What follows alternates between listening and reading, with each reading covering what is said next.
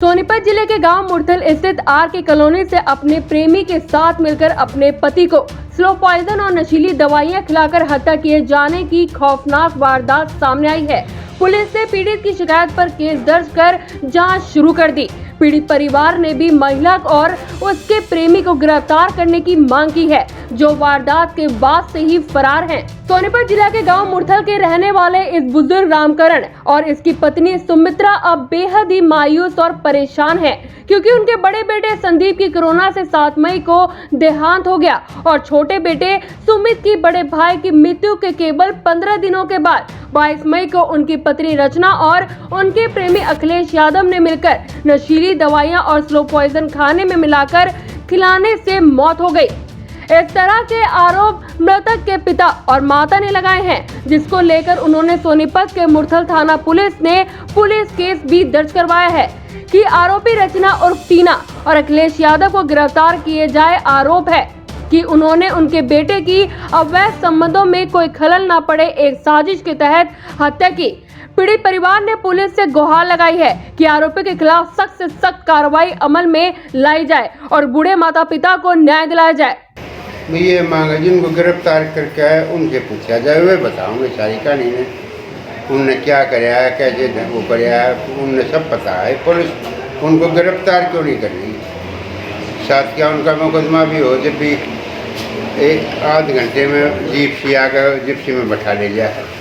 अरे ये तो 2 लड़के मरे, आज तक मेरे घर तक नहीं आई हो पुलिस। उनसे पैसे खा रहे हैं, उनके कोई संबंध है पर वो इस बात का मैंने ज्ञान नहीं। क्या नाम था आपके दोनों लड़कों का और कितने दिन पहले मौत हुई थी? बड़े का संदीप था, छोटे का सुमित था। 13 मई हुई थी उसकी, उसके 2 दिन बाद 19 की उसकी 13 मई थी, 22 को वो गुजर गया। किस पर क्या शक है, क्या लगता है किस तरीके से मौत हुई? वो उसने जहर दिया है जी उसको। छोटे का तो हमने पता है, उससे 3 दिन पहले वो बीमार था, उसको भी यहाँ रहा था, वो खाना खुना खिलाया, लेकिन जब मैंने उनको दाग लगाया तो दोनों के मुंह से झगूड़े कटे गए। किसके साथ वो लास्ट टाइम जब एक्सपायर हुआ था वो गई है, तो क्या कह के गई थी? पुलिस के सामने कह गई थी कि तेरे लड़के को मार दिया, तब मैं मारूंगी और इसके साथ जाऊंगी, या तो इसके साथ जाऊंगी या ये यहीं रहेगा। कौन था वो?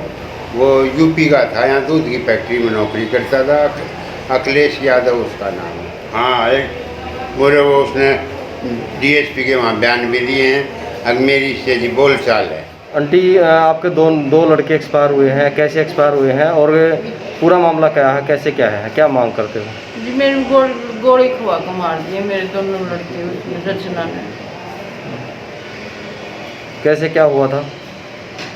बस मैं क्या बताऊँ, बस मैं जहर खाया, जब दाग लगा तो मुँह में जगुर दोनों के एक तरिया आए। उससे के दौर मैं ले रही थी, बड्डे ने भी यहीं लिया कर खाना खाया था, बोलना भी नहीं था, बोलना भी नहीं गया, उससे गिट्टी में दर्द हो गया था। मम्मी क्या मांग करते हो? हैं?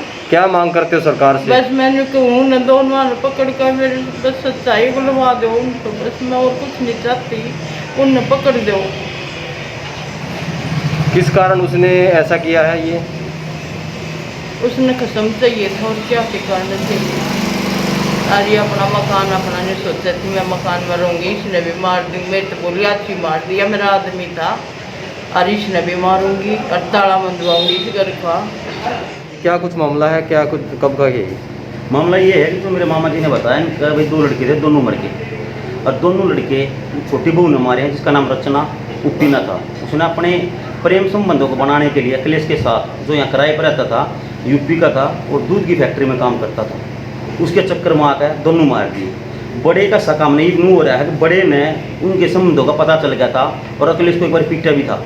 वो यहीं रहता था, उसको खाने में क्या खिलाया उसका हमें अब तक पता नहीं चल रहा और कोशिश कर रहे हैं पता चल जाए। वो अभी कोरोना से नहीं मरा, उस टाइम कोरोना का दौर था, डॉक्टरों ने कोरोना लिख दिया, उसको भी जहर देकर मार रखा उसने। फिर बड़े का छोटे को मार दिया, अब तक इसके गम में मर गया।